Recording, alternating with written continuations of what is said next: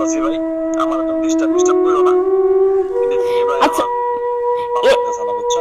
এইবারের মতো লাস্ট পর্যন্ত ক্ষমা করে দাও, আর কখনো এরকম করবো না। ক্ষমা নাই, এই এই ভুলের কখনো ক্ষমা নাই, অন্য কোনো ছেলে কখনো করবে না, করবে? বলছি তুমি তো আমার সন্তানদের মুখের দিক তাকানো তো আমার নেও, আমি তো ওদের কাছে এখন থাকতে পারতেছি না। না না না না। দেখতে ইচ্ছে হইতেছে বাচ্চাদের, একটু দেখাও না ভিডিও কলে। না না, আর একটা কথা, ডিভোর্স হওয়ার পর মানুষ, তুই কেমন মা দেখ, তুই কেমন মা, মানুষের সন্তানের প্রতি একটু ভালোবাসা থাকে। সন্তানদের প্রতি ভালোবাসা আসছে জন্য আমি বলছি আমার আবার নেও, আমি সন্তানের সাথে থাকতে পারতেছি না, এটা বুঝতেছো না?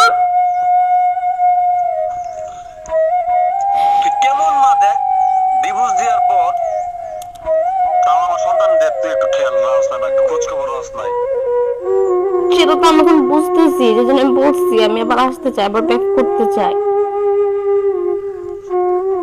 একদম বুঝি নাই, ভুল করছি, নিতে পারবো না ভাই।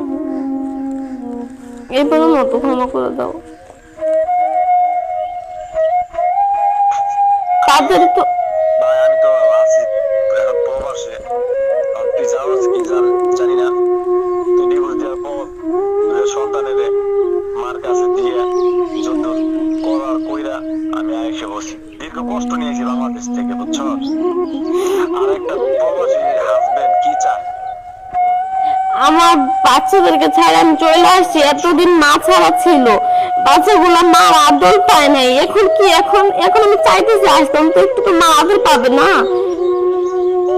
2 বছর তুমি, হ্যাঁ ডিভোর্স তো 2 বছর হয়েছে নিয়েছি, 2 বছর হয়ে গেল, পরকিয়া মরকিয়া এই ছেলের সাথে এই হোটেলে এই সব খবরই আমি পাই রে ভাই, বুঝছো? এই রং তামাশা করার পর এখন কোনো জায়গা পাইতেছস না, কোনো ছেলে পাইতেছস না, মানে ধরা, হ্যাঁ এখন সব ছেলেরা তো খাওয়ার শেষ করে, এখন তুই লাস্টে ঘুরে ফিরে আমার কাছে আইতে চাস। আর তুই কেমনে ভাবলি যে তোর মতো জঘন্য মহিলা আমি আবার এক্সিট করবো? আমি তো সব ছাইড়ে দিছি, যা করছি আমার বন্ধু করছি। আমার কই যে আমার আমার আমার কইতেছে বাংলাদেশে আইলে তোর বিয়ে করাবো। আর বিয়ে লাগবো না, হ্যাঁ যা কষ্ট পাইছি পাইছি, ওই দুটো সন্তানের মুখের দিকে তাকায় জীবন পার বুঝছ না?